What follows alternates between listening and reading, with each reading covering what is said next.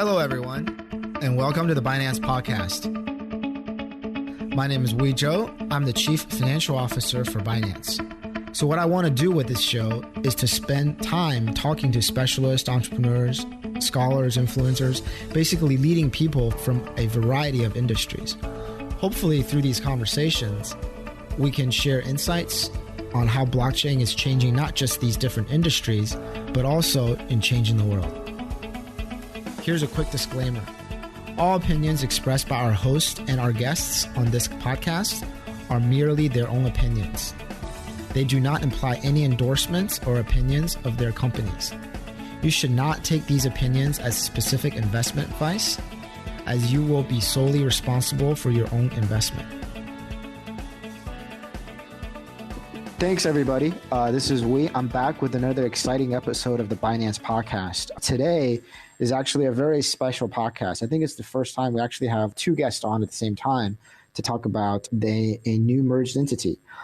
Today, I'm really excited to be joined by Juan Otero, who is the CEO and founder of Travala, and Caleb Yao, who is the CEO and founder of TravelByBit.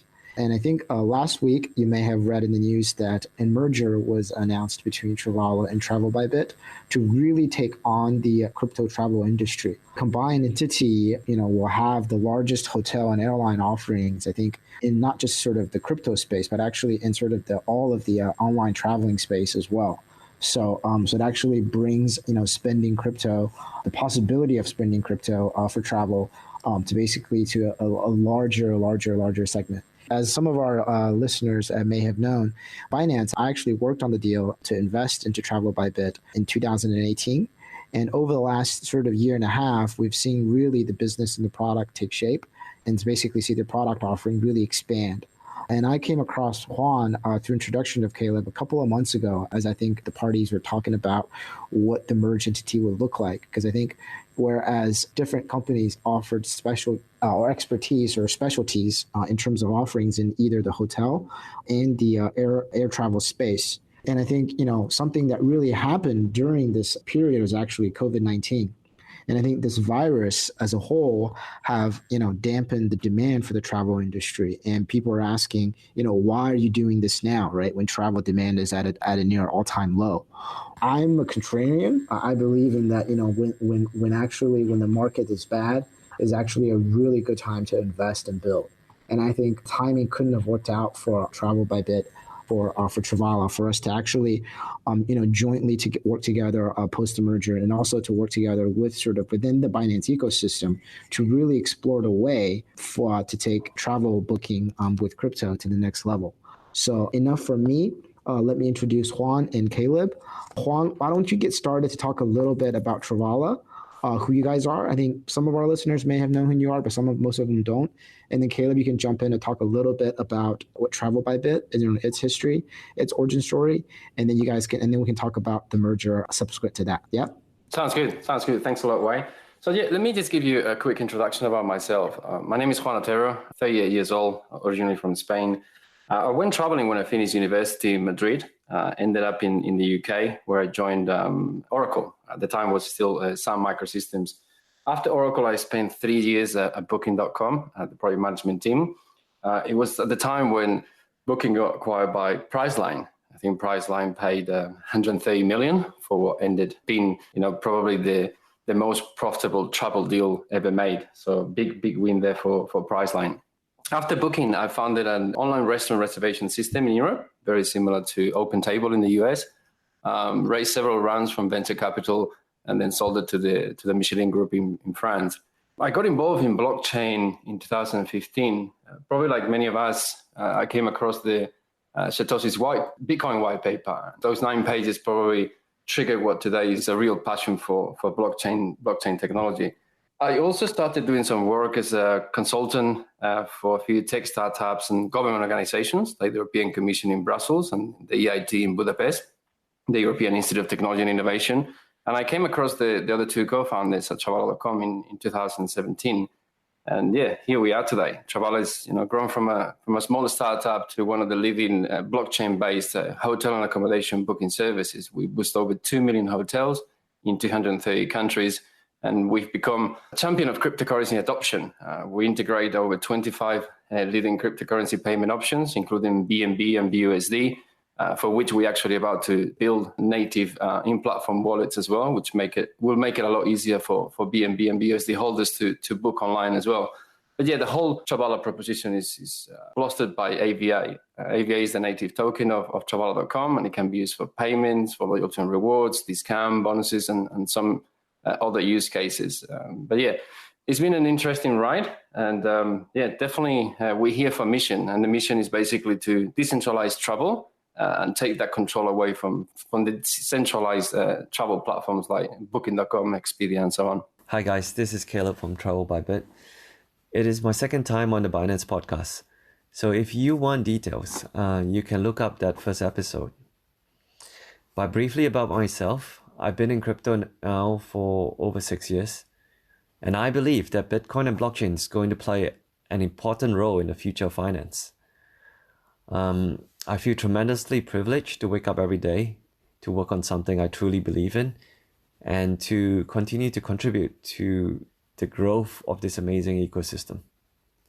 So TravelByBit is a company that is on a mission to drive crypto adoption.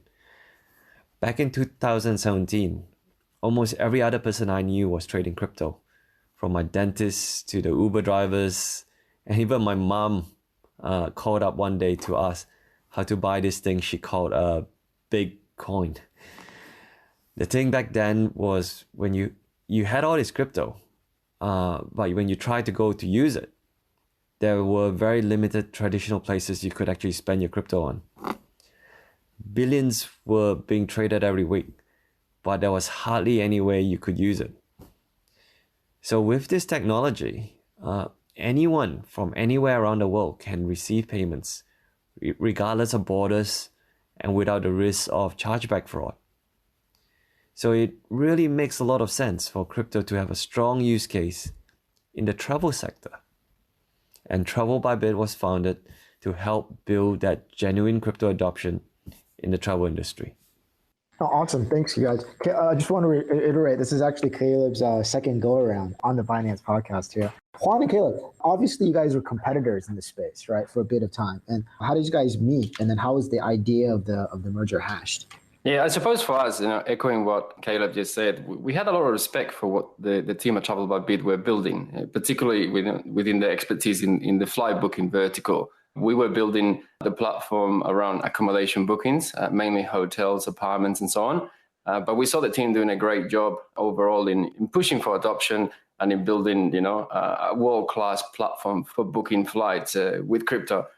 In this case. So yeah, I think we met all the way back in Consensus. I think that was 2019. Correct me if I'm wrong, Caleb. We had a few conversations going on probably before that. And like in any industry, you're probably seeing what's happening in the mainstream travel space. You got the big players like the Expedias and Bookings of the world, basically focusing on consolidation since the early day. So for us, we share a very similar vision in terms of where we want to go with the business as a whole, and how we want to push for adoption and how we want to take that control away from the centralized online travel booking platforms. So it kind of made sense to join forces and consolidate and build something a lot bigger and better. I think the synergy between the teams was very clear since day one. And here we are today, embarking on this adventure. True. Also, before all coming together as two companies, Juan and I took a lot of time to understand the two teams.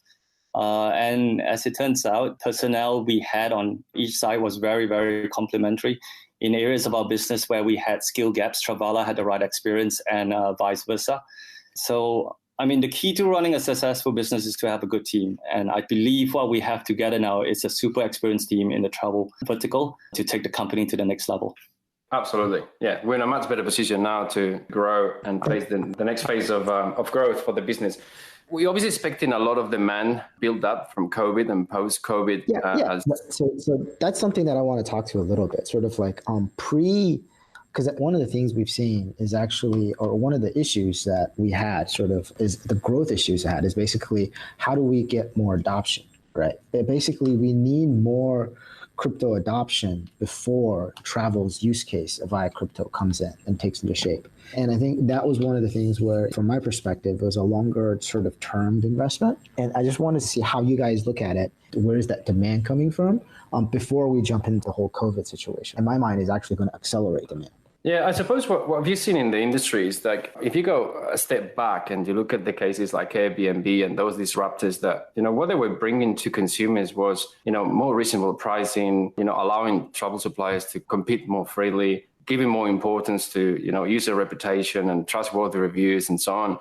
What we're trying to do here is not just to offer more choice in terms of users being able to pay with crypto. You can pay with Bitcoin and a number of other digital assets, but we're also implementing blockchain technology as a whole to fill those gaps in the industry and to give more confidence to the user in terms of, trustworthy reviews, proper pricing models, knowing that, there's a semi-decentralized platform that actually gives them more truth and more transparency when it comes to them spending the money to book a hotel. We've seen at Travala a lot of the traction coming from within the crypto and blockchain space, partnered with a lot of the main players in the industry. And we've been very lucky to build a community that, has been following us and supporting the project since day one. But we also see a lot of mainstream users. For us, there's something that we always had in mind since the beginning. It was, we want to put crypto in the hands of many. Anyone can come to Travala.com, my mom or your mom, people that have not been familiar perhaps with the crypto space, and they can make a booking and they can pay with a credit card, they can pay with fiat, but they're going to get rewards in tokens. They're going to get a wallet that's been built on the platform, everything happening in the background. So we like the concept of slowly introducing mainstream users also to the crypto space by offering them a reliable booking platform that boosts more choice, better pricing, good UX, and all the other benefits that you can expect from the likes of booking.com, but enhance, taken to the next level with what we do with the tokenized economy and, the different blockchain technology that's implemented on the platform. I think overall with COVID, besides just the travel impact, I mean, we're in uncharted waters, especially with the amount of money the world governments are printing. I think this will have an impact on trust people have in the ability of fiat to hold its value. This will drive more folks into Bitcoin and cryptocurrency. So I think overall it's a good thing for the crypto ecosystem. And as a travel service provider that deals with crypto, we want to be there to service those users once they come into the ecosystem. Okay. And speaking of that, obviously sort of global travel demand has pretty much gone down, right? And I don't want to sort of, because I think the current impact is actually pretty obvious. What I want to actually talk about is what do you guys see upcoming impact, right? Because I know sort of you guys have all maybe have seen this picture of the Yellow Mountain in China, where it was opened up basically barely, I think about a month ago for this travel season. And then they basically hit their 300,000 people quota in a day. And basically people are packed at this tourist destination already. There's this massive pent-up demand for travel that's being built. And I'm sure if you guys can capture some of that. What are you guys thinking? Yeah, I mean, you got the whole travel industry was, estimated to be worth around 700 billion this year. You're looking at a forecast now that's been revised to around 450 billion. You got places like Europe, they've obviously been hit particularly hard, but, the tourism contributes around 10% of GDP. When you have revenues falling 40%, you can imagine the impact that this is going to have in the industry. But yeah, as you said, people will travel again. It is a matter of time. Vacation travel will return. Maybe international corporate travel will take a bit longer, until all the lockdown restrictions and so on are lifted. But then you also have all these countries that need to kickstart their economies. And, one of the main things that they're going to focus on is, basically pushing travel. And you got all this talk about the so-called travel bubbles. You go Australia and New Zealand, the Baltic countries, Italy's already implemented the lifting of the restrictions. So there's going to be a push, we believe, from local governments to incentivize travel. We obviously expect domestic travel to recover a lot faster than international travel due to the travel restrictions.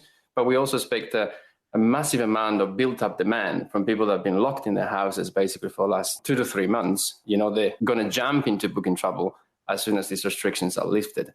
We actually saw a massive increase in traffic last week alone. Traffic is up 80% week on week because people are already seeing these restrictions being lifted in the next week or two in several markets. So yeah, we are very confident that we're going to see a sharp recovery, particularly in domestic travel. And now, obviously, with Travala and TravelByBit working together, we're really working on how we're going to merge the platforms. So Travala is going to start offering flight bookings, and TravelByBit is going to start offering the hotel booking inventory from Travala. We're going to do a lot of cross-selling, special deals, and marketing pushes, and so on, to make sure that we capture as much as possible of this domestic travel as it starts to pick up again. One interesting observation I had was before COVID, there was quite a lot of disruption in the travel industry where people were going with Airbnb, accommodation sharing sort of business were taking off. With COVID, I think there's going to be a bit of a reversal of that trend. People are going to be looking at more trusted sources. So to hotels, business managed hotels, because people don't want to stay necessarily in a stranger's house anymore. They want to stay somewhere where it's been sanitized, there's a little bit more trust. And I guess that's one of the strong points of, the Travala platform, which is a hotel-based platform. I think that will benefit from the shift from people using Airbnb back to traditional hotel bookings. The other thing I also think quite interesting is if you look at what COVID has revealed is how fragile some of the large airline loyalty programs are. So I am a Virgin Australia frequent flyer, and I have a stack of Virgin Velocity points, all of which now are unusable because Virgin Australia has gone into administration, right? As a user, I'm left in limbo, and all those points are stuck. So COVID has shown there is a need for a more transparent, more open, tradable, market-based loyalty point system in the travel industry. And I believe the open and transparent loyalty system built on blockchain, like what Travala has done, it's a very, very interesting alternative. That's actually a really good point. Juan, do you want to talk a little bit about the AVA token? That's something that's probably very unique right now within sort of the crypto and space, right?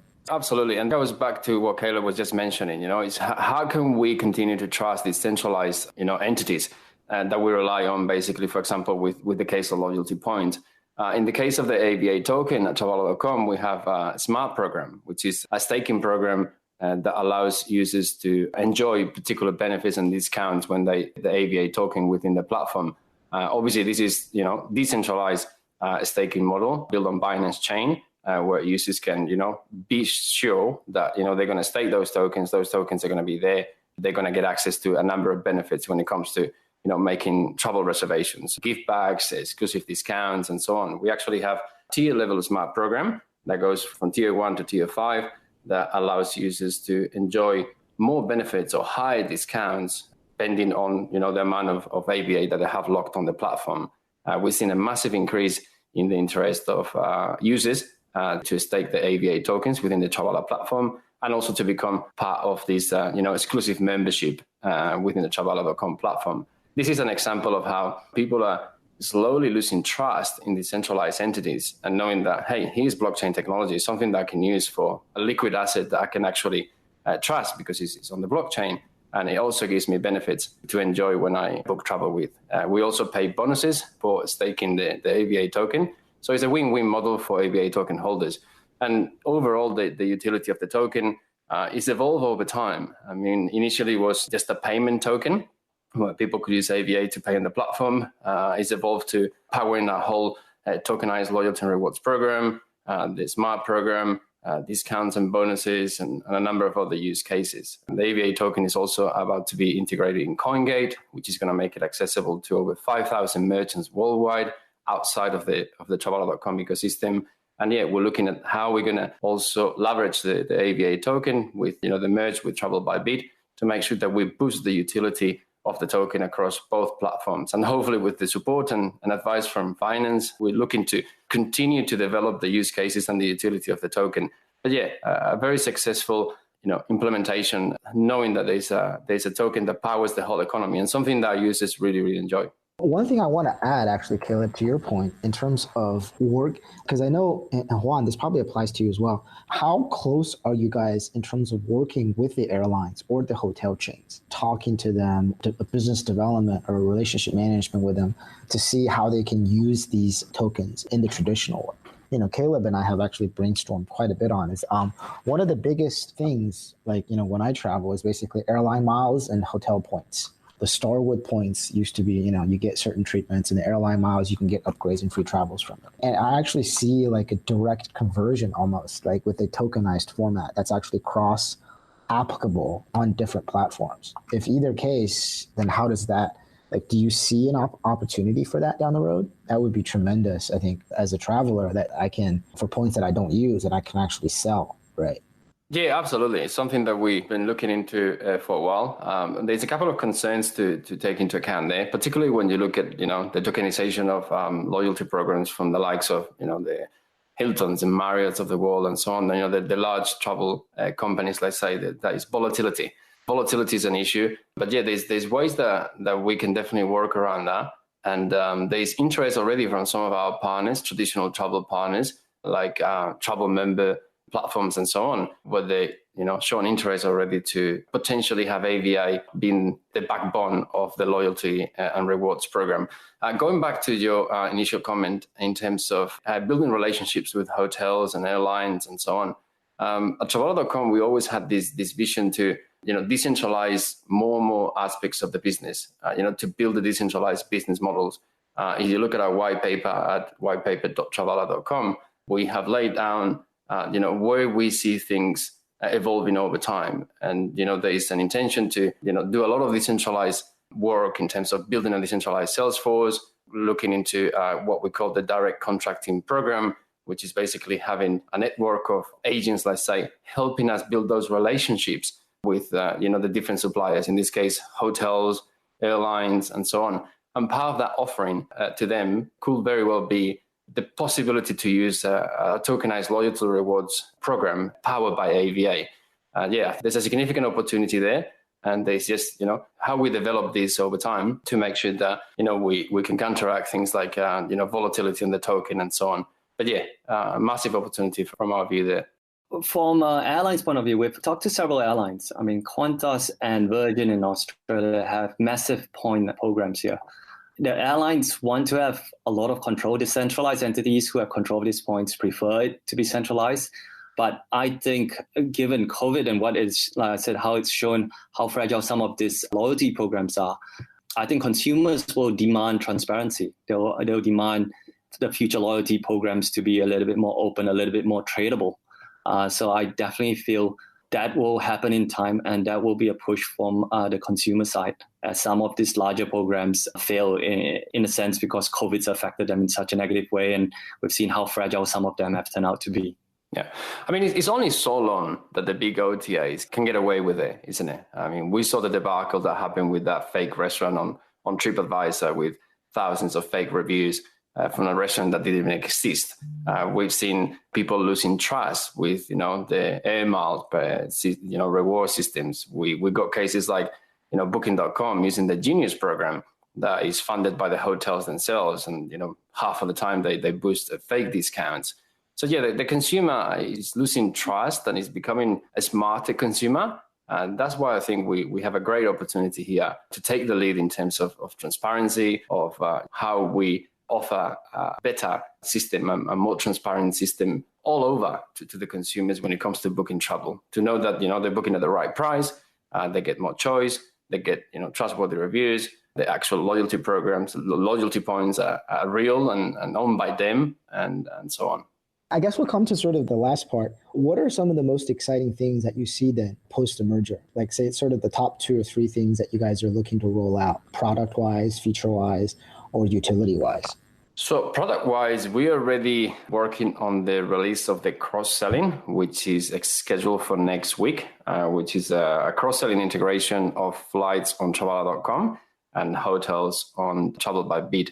This will basically set us as one of the largest OTAs in the world in terms of accommodation and flight booking options. We'll be boosting over 600 airlines worldwide and 2 million hotels and accommodations in over 230 countries. We're expecting that to go live next week. And obviously we're working on a deeper integration down the road and different ways to boost the utility of the AVA token, completing the full merger of the teams. But in terms of the product, we are very excited to work towards possibly a full technology merger where anyone going to TravelByBit will be able to access all the hotel and flight inventory that we have available, and the same on the Travala.com side. We're also implementing a couple of actions to counteract the downturn in bookings. We're doing very aggressive marketing campaigns towards local activities, staycations. We reduce the booking fees as well to further boost the competitive pricing value proposition. We are obviously putting a lot of effort into the refund policy and making sure that users can book confidently, knowing that if they have any problem with their bookings, that they will be refunded. And also offering a lot of advice, travel advice. We build a number of country-specific travel guides for people to get access to information and knowing, so that they can know when and where they can travel to.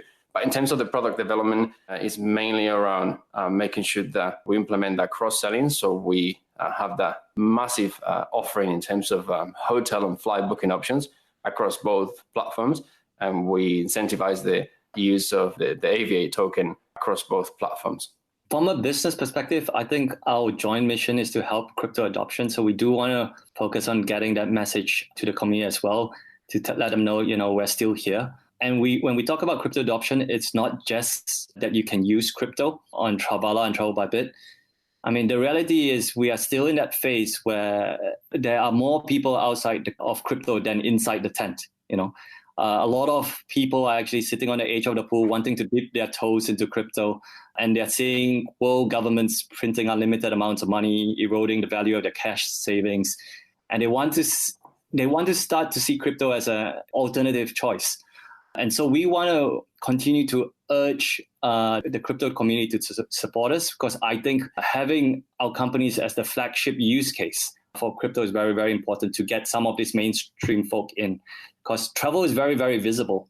And when someone can say that, look, I booked my plane ticket to Japan or a spa in Bali with Bitcoin, it becomes real for them. And it becomes real for those who are just sitting out the side of the pool. And they'll take that plunge in when they can see that they can actually use this thing. So we want to continue to have that message with the wider crypto community to continue to come and support us to help build this genuine adoption together. Thank you, Juan. Thank you, Caleb, for your time. And we really look forward to sort of seeing, more use cases. And I'm definitely looking forward to, using my B&B to book, once this thing's over, to book my next flight, because I'm dying to get the F out of where I am right now. So yeah, you're not the only one. All right. Really appreciate your time, guys. Thanks, Juan. Thanks, Caleb. Thanks, mate. Thanks a lot for having us, mate. Thank you for listening. I hope you enjoyed this interview as much as I did. If you like this show, please share this episode on Twitter, Facebook, Telegram, WeChat, or any other social media platforms. Please don't forget to subscribe to the Binance Podcast, and see you next time.